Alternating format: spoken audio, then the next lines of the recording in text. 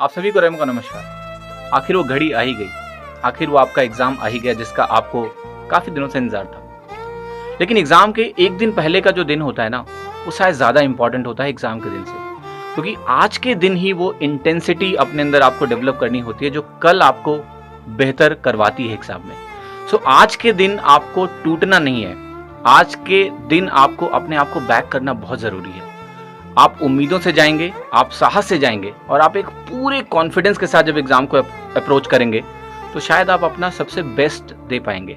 आज के दिन देखिए, वो थॉट्स मैटर नहीं करते हैं कि आपने कितनी पढ़ाई करी, कितनी तैयारी करी, कुछ कमी रह गई। आज के दिन सबसे ज्यादा जरूरी ये है कि आपको अपनी स्ट्रेंथ पे फोकस करना है कि जो चीजें मुझे आती हैं, जितना मैंने किया है, जो भी मैंने मेहनत करी है, उस मेहनत के हिसाब से मैं परफॉर्म करके आऊं। ऐसा देखा गया है कि जो लोग अच्छी तैयारी भी कर लेते हैं, लेकिन अगर उनका मोटिवेशन लेवल अच्छा नहीं होता है, कॉन्फिडेंस लेवल अच्छा नहीं होता है, डर की वजह से एग्जाम वो गड़बड़ करके आ जाते हैं। तो मेरी कोशिश है कि अगले 5-10 मिनट में आपको मैं कुछ ऐसी बातें बताऊं, कुछ मोटिवेट करूं आपको कि आप एग्जाम के दिन कम से कम डरे नहीं और कुछ बेहतर करें। यही मेरा मोटो है आज के इस छोटे से वीडियो का। तो देखिए, मैं शुरुआत करता हूं पहले कि थोड़ा जो आपकी उम्मीदें हैं, जो एक्सपेक्टेशन है सबकी, वो एक बर्डन बहुत बड़ा होता है। घर वालों की उम्मीदें, रिश्तेदारों की उम्मीदें, दोस्तों की उम्मीदें और एक आपकी अपनी उम्मीदों का बोझ जो आप लेके एग्जाम में जाते हो, ये कहीं ना कहीं आपको डरा देती हैं। नर्वसनेस होना ठीक है, थोड़ा बहुत नर्वस एग्जाम में या फिर कोई भी बड़ी इवेंट के पहले आदमी होता है, पर वो नर्वसनेस इतनी भारी नहीं होनी चाहिए कि वो एक ऐसा डर का रूप ले ले कि आप एग्जाम में डर जाएं। लोग एग्जाम में जाके कांपने लगते हैं, उनका दिमाग ब्लैंक हो जाता है। तो उसके लिए ना आपको मेंटली आज ही तैयार करना होगा। और ये जरूरी क्यों है? ये जरूरी इसलिए है कि जो साल भर की आपकी पूरी मेहनत है, जो पूरी मेहनत है आपकी, वो आपको कल उन 4 घंटों में करके दिखाना है। मतलब इतने घंटों की मेहनत का जजमेंट वो 4 घंटे में होगा।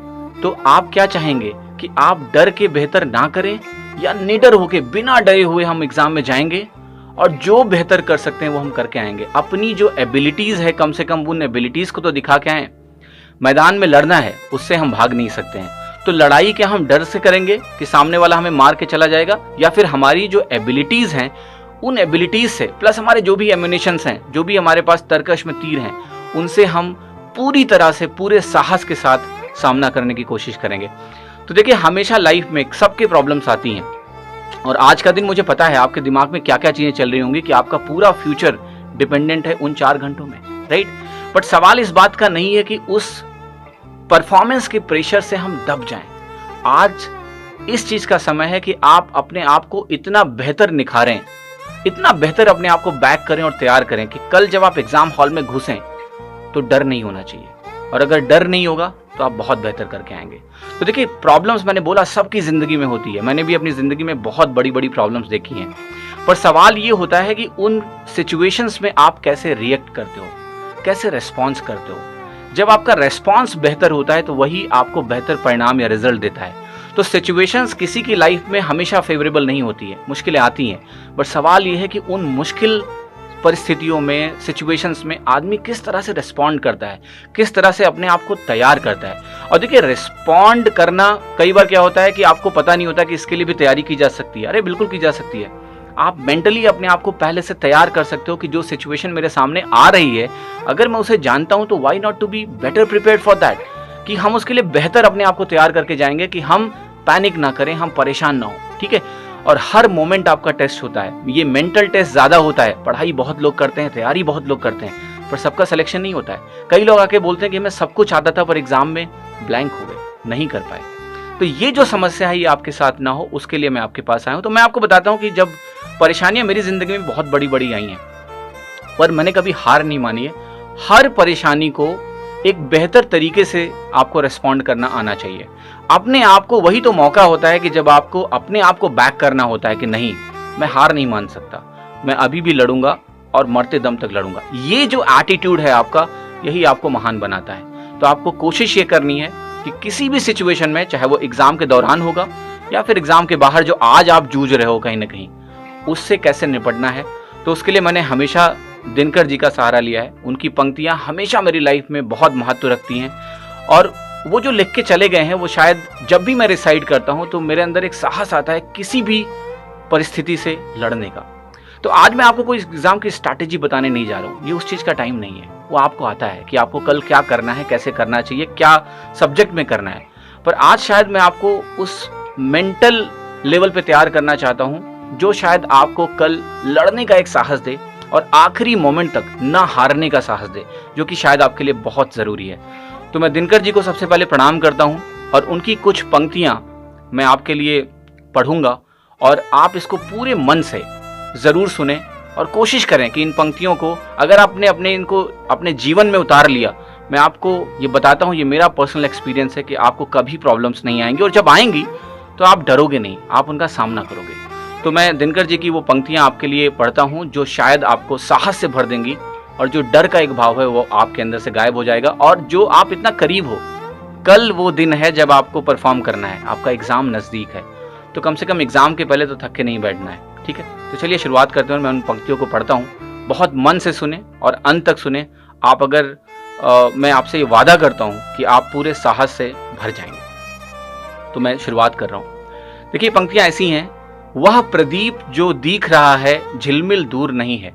मतलब जो दीप आपको दूर से दिख रहा है, झिलमिल दिख रहा है, पर वो दूर नहीं है। इसका मतलब यही है कि आपका जो एग्जाम आप देने जा रहे हो उसके बाद जो आपका सिलेक्शन है, जो आपकी एक फाइनल पोस्ट है, जो आपकी एक डिजायर्ड जॉब है, वो दूर नहीं है। सो वह प्रदीप जो दिख रहा है झिलमिल दूर नहीं है, थक कर बैठ गए क्या भाई मंजिल दूर नहीं है। मतलब जब मंजिल दूर नहीं है, आप मंजिल के इतना करीब आ गए हो ना, तो फिर आपको थक के नहीं बैठना है। थक कर बैठ गए क्या भाई मंजिल दूर नहीं है। अपनी हड्डी की मसाल से हृदय चीरते तम का, सारी रात चले तुम दुख झेलते कुलिश निर्मल का। एक खे है शेष किसी विध पार उसे कर जाओ, वह देखो उस पार चमकता है मंदिर प्रीतम का। मतलब कह रहा है कि जो थोड़ा सा एक स्टेप आपका बाकी है ना, उसको पार करो। और उसके पार वो कह रहा है कि दिखता मंदिर प्रियतम का। तो यहाँ प्रियतम का जो मंदिर है आपके लिए, वही आपकी ड्रीम जॉब है जिसके लिए आप इतने दिन से मेहनत कर रहे हैं। अगली जो लाइन है वो आपके रोंगटे खड़ा कर देगी। आप पूरे इमोशन के साथ इसको सुनेंगे जरूर। आकर इतना पास फिरे वह सच्चा शूर नहीं है। आकर इतना पास फिरे वह सच्चा शूर नहीं है, थक कर बैठ गए क्या भाई मंजिल दूर नहीं है। ठीक है, इसके बाद आगे की लाइन देखिए, कह रही है दिशा दीप्त हो उठी प्राप्त कर पुण्य प्रकाश तुम्हारा, लिखा जा चुका अनल अक्षरों में इतिहास तुम्हारा। अगली लाइन फिर से आपको साहस और जोश से भर देगी। जिस मिट्टी ने लहू पिया वह फूल खिलाएगी ही। इसका क्या मतलब है, आपने जो इतनी मेहनत करी है वो फूल जरूर खिलाएगी, उसका फल भी आपको जरूर मिलेगा, रिजल्ट भी आएगा, अगर आप कम से कम डरे नहीं और साहस से अपना एग्जाम देंगे तो।